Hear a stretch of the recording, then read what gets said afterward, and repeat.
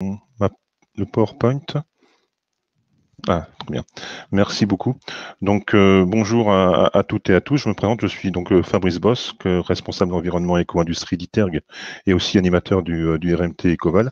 Je vais donc vous parler des enjeux environnementaux à prendre en compte dans les industries agroalimentaires.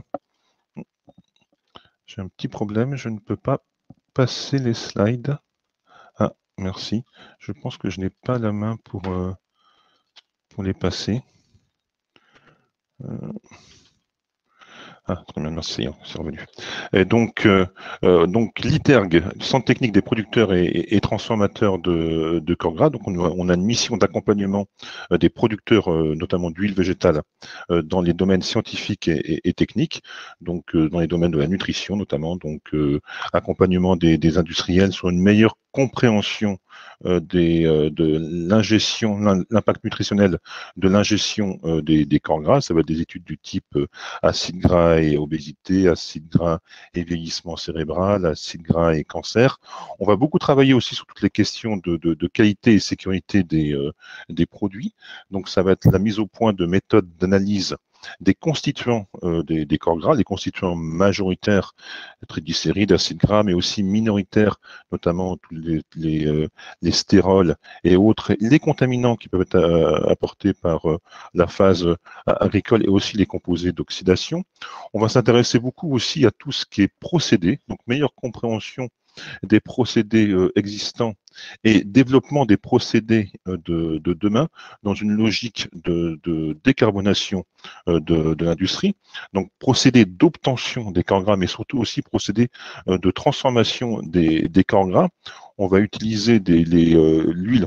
Bon, le principal usage de l'huile, c'est bien évidemment l'alimentation humaine, depuis quelques décennies aussi l'énergie, mais de plus en plus, on va transformer les corps gras pour produire des molécules et des matériaux biosourcés en remplacement des ressources pétro-sourcées. Et puis l'activité dont je m'occupe, l'activité environnement et éco-industrie, qui vise à accompagner les industriels dans la gestion environnementale des sites de production, et puis aussi évaluer les produits, les procédés, les filières sur le plan environnemental et plus globalement sur le plan sociétal. J'anime aussi un réseau d'experts en environnement de différents centres, des centres filières, donc de certaines filières agroalimentaires, mais aussi des centres d'écrites ou des centres interfaces qui vont dans une région donnée intervenir auprès de toutes les entreprises agroalimentaires de la région, et puis aussi des organismes de recherche, notamment différentes équipes de l'INRAE.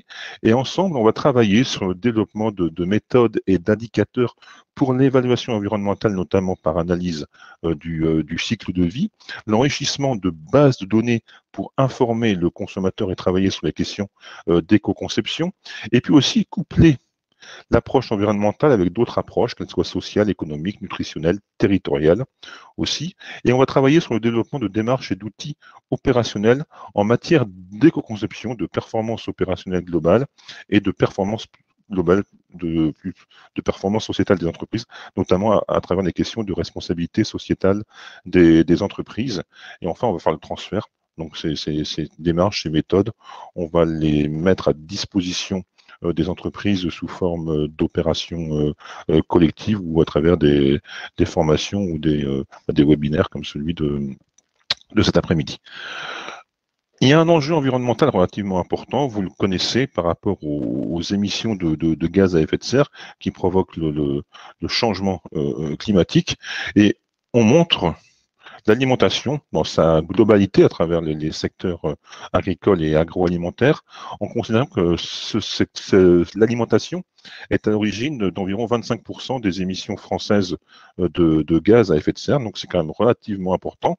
Mais de par cette importance, il y a aussi un levier non négligeable en termes de réduction de ces émissions et aussi de substitution des ressources d'origine fossile.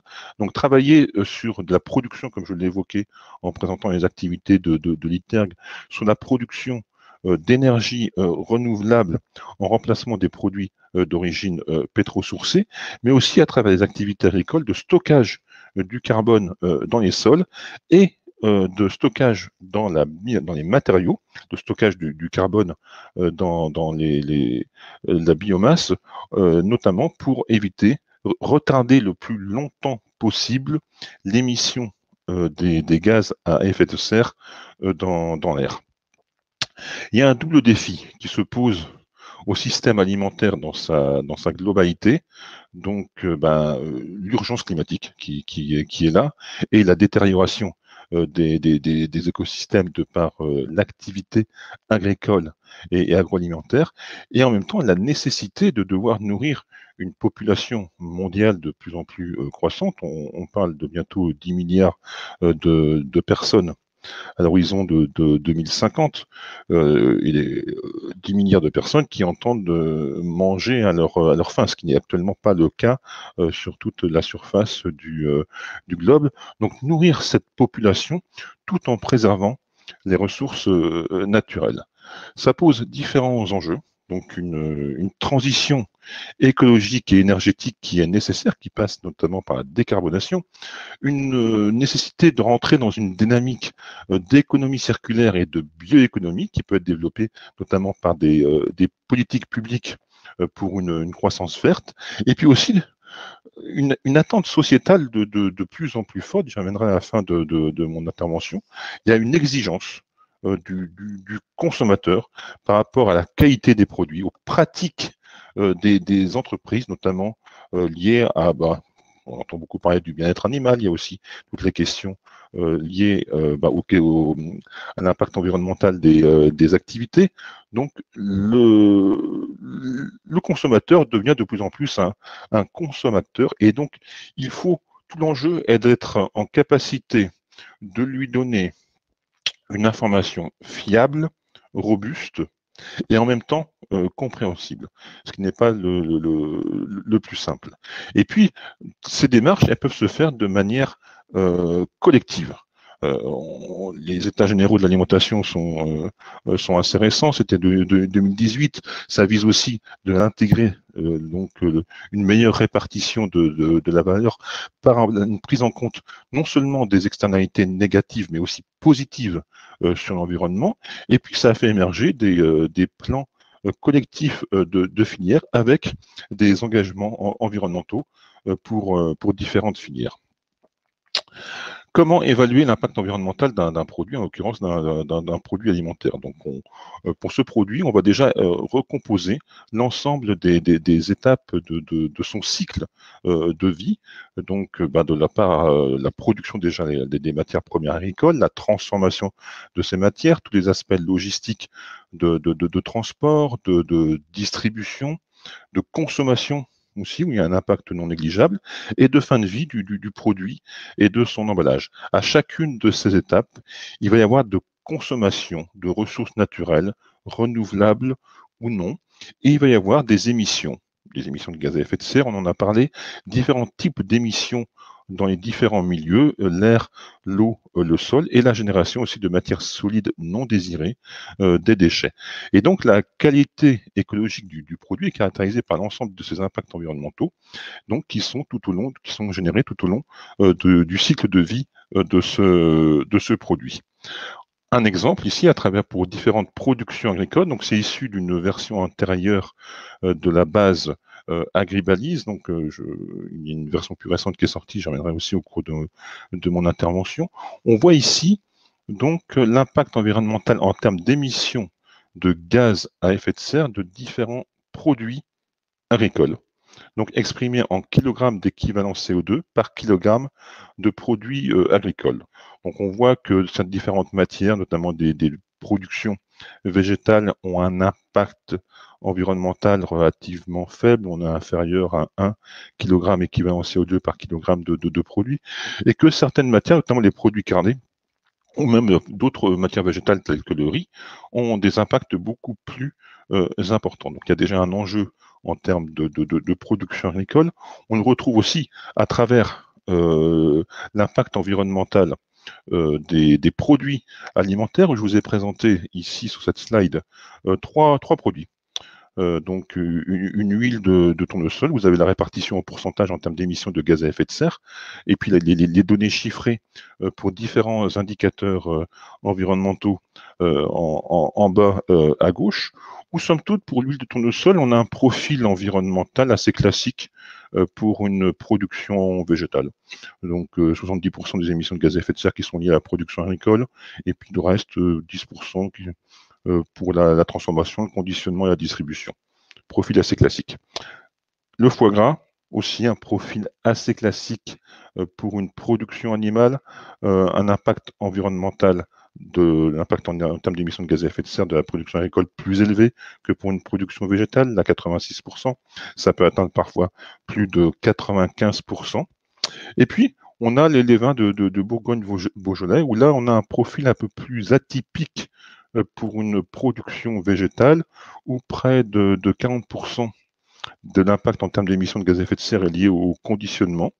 Donc là, parce qu'on a un conditionnement spécifique en verre, donc il y a la production du verre, et aussi le verre, ça nécessite une certaine épaisseur donc pour la bouteille, et donc beaucoup de matière, de masse de matière en verre, donc à produire pour chaque unité de vente au consommateur, en l'occurrence généralement c'est 75 centilitres. Et puis un impact en termes de distribution aussi, qui sont liés à des pratiques assez spécifiques, notamment de commercialisation du Beaujolais nouveau, donc à une date très déterminée, quoi, donc le troisième jeudi du mois de novembre, je pense.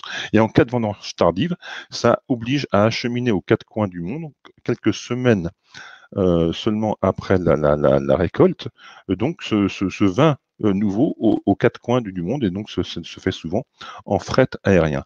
Et donc quand on voit ces profils, il y a déjà peut-être l'émergence de certaines actions de réduction des émissions de gaz à effet de serre, ou on peut dire d'éco-conception.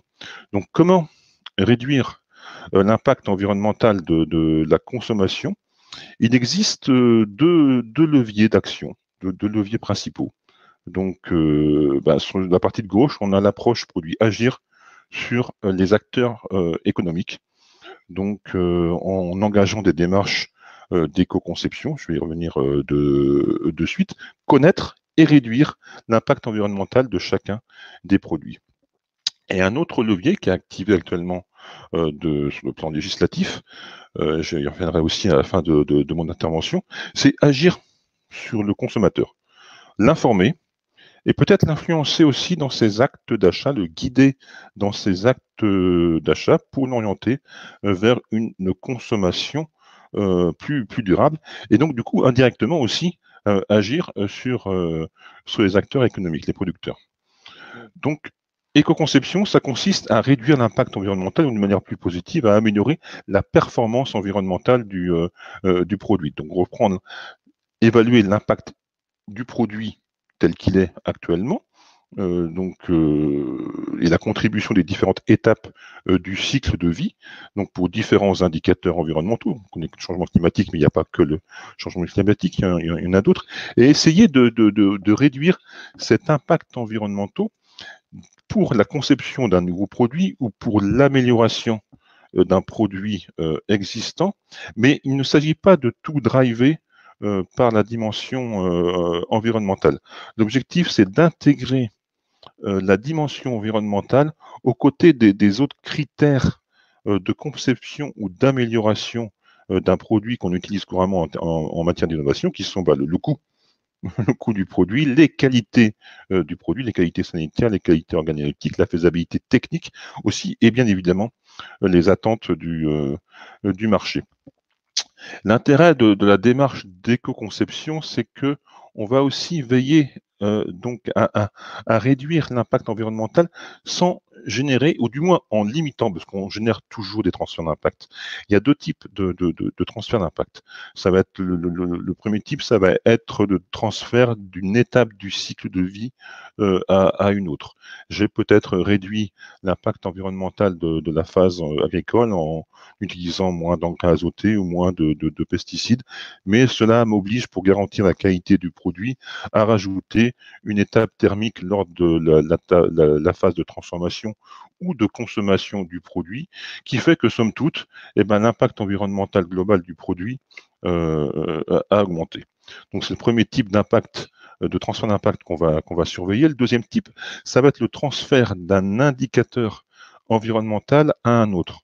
J'ai peut-être réduit les émissions de gaz à effet de serre, compte tenu de l'enjeu, c'est une bonne chose. Néanmoins, ces modifications ont généré une consommation d'eau supérieure. Donc, une fois que j'ai fait ce constat, je vais devoir arbitrer en fonction des différents choix qui s'offrent à moi. Et donc, pour mettre en œuvre cette démarche d'éco-conception, je vais avoir différents leviers à ma disposition, différentes stratégies qui sont résumées par ce qu'on appelle la roue de Brézet. Et donc, déjà, ça passe par le choix de matériaux et de produits les moins impactants possible, donc être dans une logique qu'on connaît bien en matière de responsabilité sociétale des entreprises, d'achat responsable ou d'approvisionnement durable. Donc connaître effectivement, donc ça veut dire exiger de la part de ces fournisseurs d'avoir une information environnementale pour pouvoir faire ses choix aussi en fonction pas uniquement, mais aussi en fonction de l'impact environnemental des matières, des ingrédients, matières premières agricoles, ingrédients fluides que je vais acheter. Réduire aussi les quantités entrantes sur mon site. Essayer d'intensifier l'usage de la matière et des fluides dans une logique du sujet qu'on a évoqué précédemment, de réduction du gaspillage alimentaire, optimiser le processus de production, travailler sur l'optimisation du couple produit-emballage et tous les aspects logistiques, notamment le fret routier qui est important dans le domaine agroalimentaire, optimiser la durée de vie du produit et de son emballage, toujours dans une logique de réduction du gaspillage alimentaire, limiter l'impact du produit durant sa phase d'utilisation, concevoir le produit pour que cette étape soit la moins impactante et surtout informer le consommateur sur la façon d'utiliser le produit qui soit la moins impactante possible, optimiser la fin de vie du produit s'il n'est pas consommé, mais surtout de l'emballage, et peut-être essayer de sortir des sentiers battus pour travailler sur de nouveaux concepts en intégrant la logique d'économie de la fonctionnalité, essayer de comprendre pourquoi le consommateur, qu'est-ce qu'il recherche dans l'achat de ce produit, quelle est la fonction attendue, et essayer de voir comment je peux répondre à cette attente d'une manière différente. Et c'est là que sont les véritables leviers en matière d'éco-conception. Un exemple qui est assez intéressant, que j'ai repris d'un colloque qui avait été fait par la CCI des Landes donc en 2017, mais il est intéressant parce que il est relativement simple, efficace, et il reprend différentes étapes du cycle de vie du produit pour la production d'un yaourt artisanal. Donc déjà un engagement, un passage de production de lait selon un mode traditionnel vers la sélection d'exploitants engagés dans une démarche de haute valeur environnementale, recherche d'un sourcing beaucoup plus local, travailler non seulement sur la dimension environnementale, mais aussi une meilleure répartition de la valeur monétaire, donc par une rémunération autre, travailler sur le tri et la réduction des emballages, travailler sur des consignes, des réutilisations, l'optimisation aussi en logistique des tournées de livraison, et là, ce qui était assez audacieux, travailler sur l'unité de vente consommateur. Préalablement, l'unité de vente était de 125 grammes, et en fait, le constat, justement, en travaillant aussi sur les attentes du marché, le producteur a pris conscience que 125 grammes c'était trop, que souvent la personne, le consommateur n'allait pas jusqu'au bout du yaourt, il en restait en fait. Et donc il y avait un gaspillage alimentaire non négligeable. Et donc il faut oser accepter de vendre moins, mais mieux. Et donc, il y a une réduction de l'unité de vente de 125 grammes à 100 grammes, et travailler aussi sur des matériaux de conditionnement qui soient davantage recyclables. Donc là, on a la situation, sur la partie de gauche, on a la situation d'avant et la situation d'après à droite. Donc, réduction de l'unité de vente consommateur. On est passé de 3 niveaux d'emballage jetable à un seul niveau. On est passé sur du lait produit selon des exploitations et certifié de niveau 3 en haute valeur environnementale. Et donc, on a un yaourt, disons, éco-conçu. D'autres démarches où effectivement on avait travaillé, nous, dans le secteur des corps gras, donc sur l'impact environnemental, la création de valeurs de référence en termes d'émissions de gaz à effet de serre, de consommation d'eau, de l'huile de colza et l'huile de tournesol à l'échelle nationale, ce qui a permis à des industriels, notamment le Sieur pour fleur de colza, une marque commerciale, donc de se positionner par rapport à ces valeurs de référence et en disant que grâce aux actions d'éco-conception qui sont engagées sur la marque commerciale, on permet de se démarquer de ces valeurs de référence et donc évaluer et prioriser les actions à mettre en œuvre en matière d'éco-conception. Ça passe par des mesures agroécologiques, ça passe par la mise en place de fournitures d'énergie renouvelable, notamment à travers le décortiquage des graines de tournesol, ça passe par la réduction du poids des emballages et l'utilisation de matériaux recyclés. Un autre exemple à travers la valeur environnementale qui peut être valorisée à travers des actions d'éco-conception avec les margarines Saint-Hubert. On avait travaillé aussi donc sur l'évaluation de l'impact environnemental en termes d'émissions de gaz à effet de serre, de consommation d'eau, et ce qui a permis d'engager des démarches d'éco-conception. Quand on voit effectivement l'impact pour le même produit là que vous avez, donc en 250 grammes et en 500 grammes, vous avez effectivement une réduction en 500 grammes de l'impact environnemental ramené aux 100 grammes de produits. Donc là, on mesure très nettement effectivement l'impact de l'emballage, d'où effectivement une création d'une unité de vente consommateur qui est actuellement autour de 720 ou 750 grammes. Travaille aussi dans une logique d'approvisionnement durable sur le choix des matières premières, réduction ou suppression des matières premières d'origine animale et travailler sur la réduction du poids des emballages, l'augmentation de la contenance des barquettes et aussi l'utilisation de matériaux biosourcés. Donc, différentes façons d'aborder la démarche d'éco-conception. Ça peut être dans une démarche individuelle, propre à l'entreprise, dans une logique de différenciation concurrentielle, donc soit une démarche interne, soit avec un accompagnement externe qui passe par déjà un état des lieux de l'existant, donc des performances, des points forts et des points faibles de l'entreprise et de ses projets d'innovation, le positionnement des activités d'entreprise dans la chaîne de valeur du produit et sous forme de brainstorming, donc l'élaboration de projets d'innovation et donc l'évaluation de ces différents projets sur le plan technique, économique et environnemental et aussi en fonction des attentes du marché qui permet de sélectionner sous forme un peu d'entonnoir les projets qui semblent le plus pertinents et travailler sur le développement, la mise en œuvre de ces projets.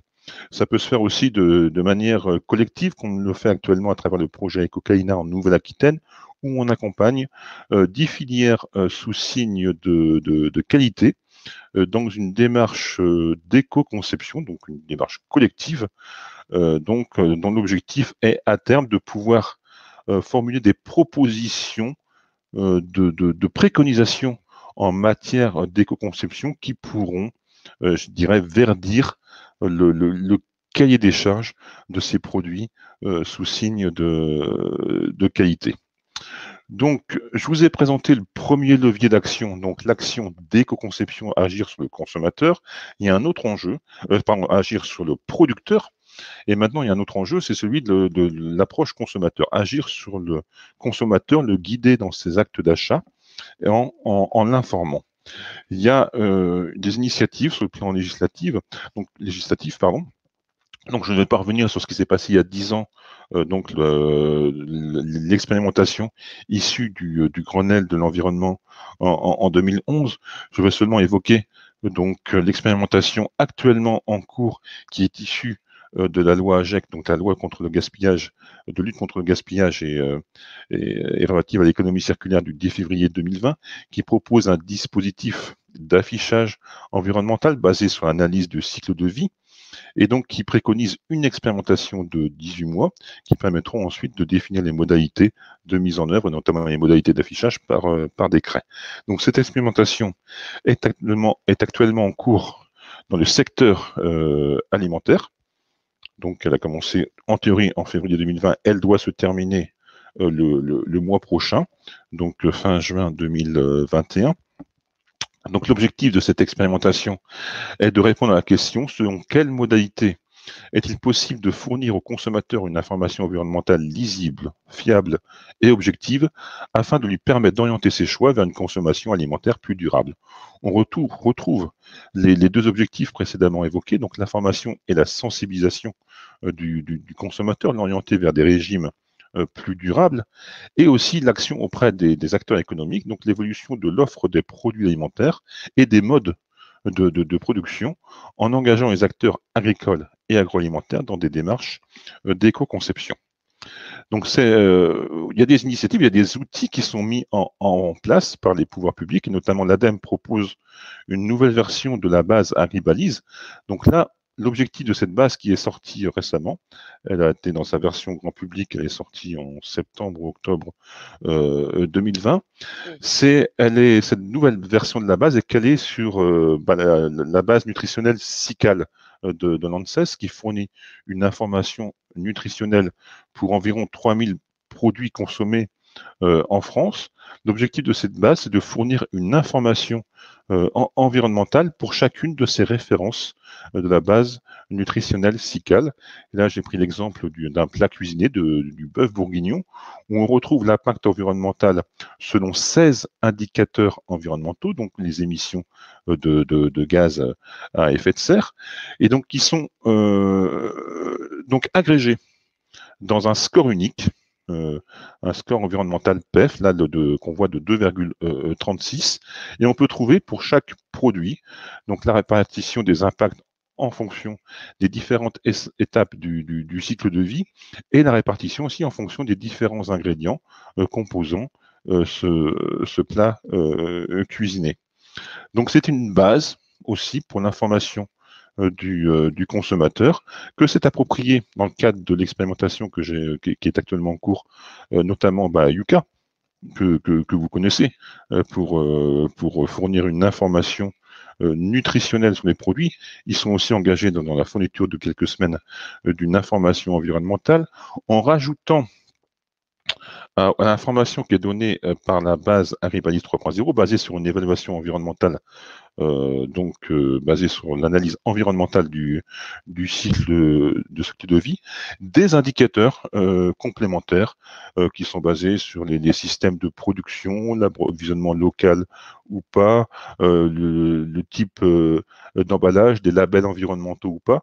Et donc, on va intégrer des indicateurs complémentaires à une analyse de cycle de vie pour pouvoir différencier des produits de même catégorie et pour pouvoir mettre en évidence des aspects environnementaux qu'on ne met pas peut-être suffisamment en évidence par l'ACV, du moins c'est ce que dit Yuka, et donc par contre où il y a une véritable attente du consommateur. Donc on va créer des systèmes de bonus malus, et là on voit l'exemple pour Harry. Donc on va avoir une valeur qui est donnée par la base Agribalise, et selon certaines pratiques, si le riz est importé, s'il est conditionné avec des matières plastiques, il aura des malus, on va baisser sa note, et par contre, s'il est produit localement et qu'il est conditionné avec des matériaux jugés vertueux, il va bénéficier de bonus. Donc il y a un véritable enjeu maintenant sur l'information environnementale des produits, parce que Yuka donne cette information. Soit effectivement, ils vont la chercher comme ils peuvent, soit effectivement, ils invitent aussi les industriels à transmettre des informations pour contribuer à l'évaluation environnementale des produits.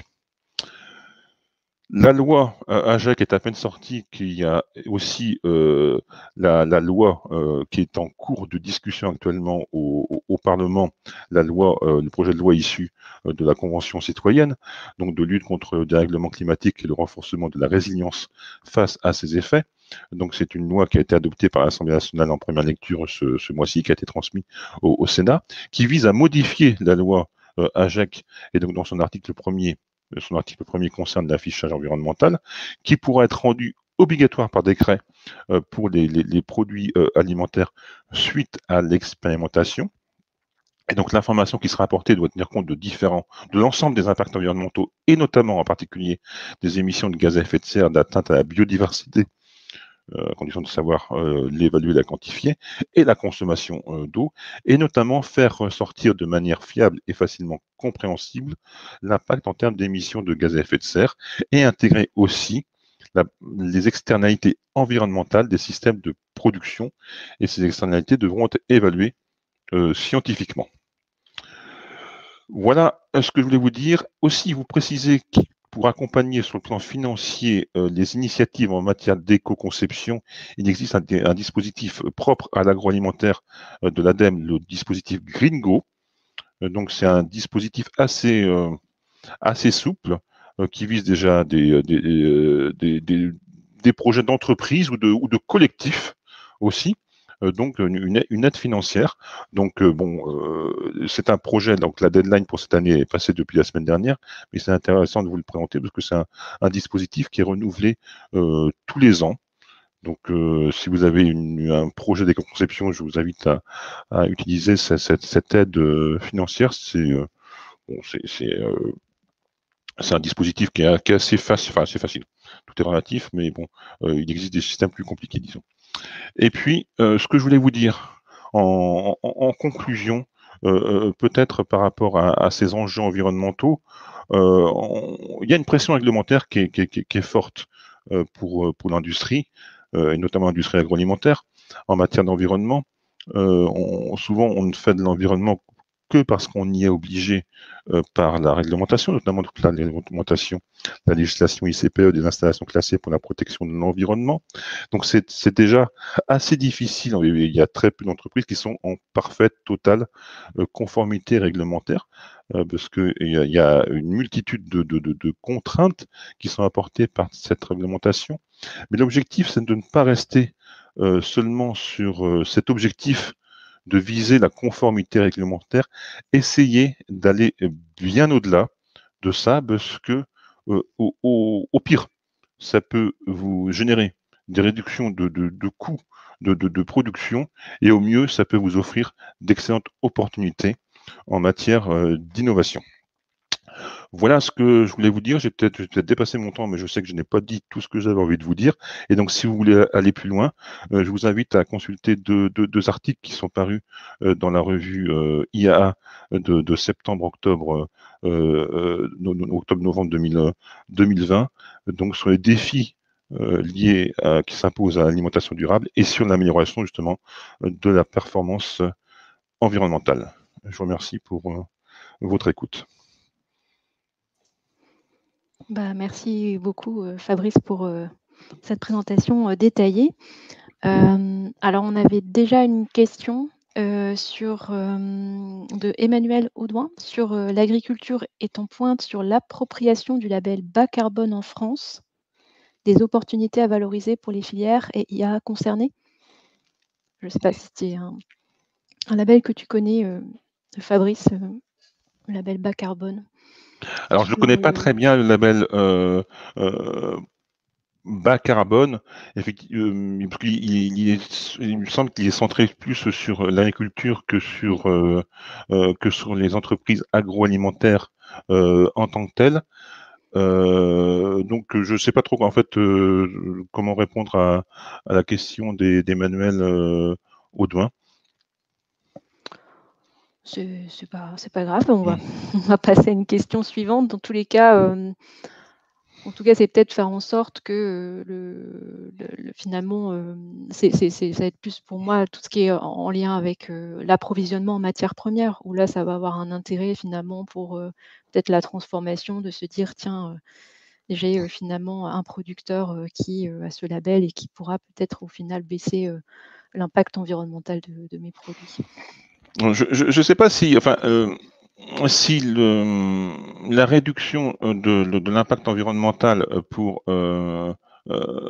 pour les produits alimentaires passe nécessairement par l'obtention de labels. On va pouvoir l'avoir par rapport, les labels, je pense qu'ils sont intéressants pour mettre en valeur certaines qualités du produit. À mon avis, ce qui va faire foi en matière de réduction de l'impact environnemental et notamment réduction de l'impact carbone sur les produits alimentaires, ça va être l'affichage environnemental du produit, avec ou sans label. L'orientation est là.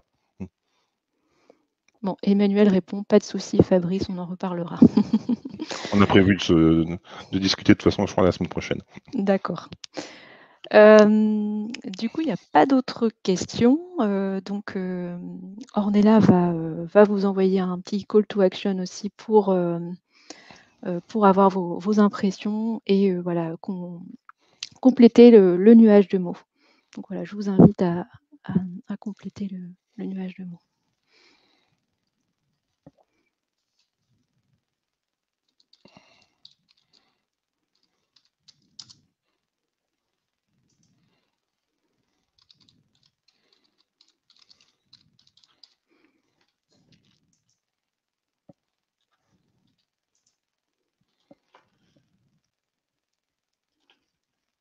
Donc n'hésite pas à le commenter aussi, Fabrice, hein, si tu vois que si tu as envie de rebondir sur certains mots qui apparaissent. Bah effectivement, oui, éco-conception, bien évidemment, c'est le sujet. L'empreinte environnementale, oui, on est bien. Effectivement, alors, certains vous diront qu'on peut faire de l'éco-conception sans faire de l'évaluation environnementale. Je pense que quand même les deux sont liés, et je pense qu'il est important à un moment donné d'évaluer la démarche d'éco-conception en mesurant le gain environnemental à travers la mesure de l'empreinte environnementale, multicritères. Je pense que c'est important, même si un enjeu important est lié aux émissions de gaz à effet de serre. Je pense que ce serait une erreur de tout focaliser là-dessus. Il faut s'intéresser aussi aux autres enjeux environnementaux, notamment l'eau, la biodiversité, l'altération de différents milieux. L'amont-aval, effectivement, il apparaît, et je pense qu'effectivement, il ne faut pas se focaliser uniquement sur l'impact du site agro-industriel, parce que c'est pas parce que vous n'êtes pas responsable des émissions en amont ou en aval qu'il n'y a rien à faire. Et je pense que on sera gagnant-gagnant. Tout le monde sera gagnant dans une démarche collaborative, donc partenariale entre clients et fournisseurs. C'est dans une logique de filière qu'on pourra réellement abaisser l'impact environnemental des produits. Et donc, je vois aussi Gringo, oui, effectivement, je pense que c'est important aussi d'accompagner les entreprises financièrement dans ces démarches. Et effectivement, là, je vois toutes les parties prenantes. Oui, effectivement, je pense qu'il faut que tout le monde soit intégré, les parties prenantes directes, mais c'est aussi indirect, être dans une démarche collaborative et justement en interaction avec les différents acteurs du territoire.